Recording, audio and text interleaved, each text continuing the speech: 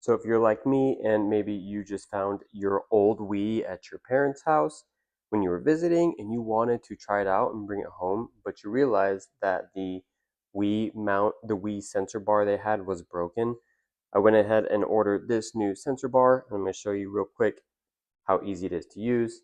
I'm just barely setting it up. As you can see, it doesn't, I can have it on,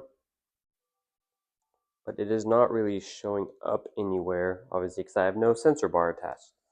Let's go ahead and attach this in the back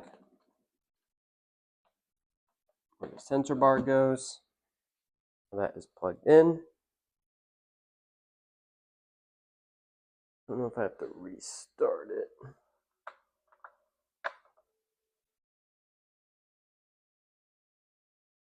Go ahead and turn it off. Try turning back on.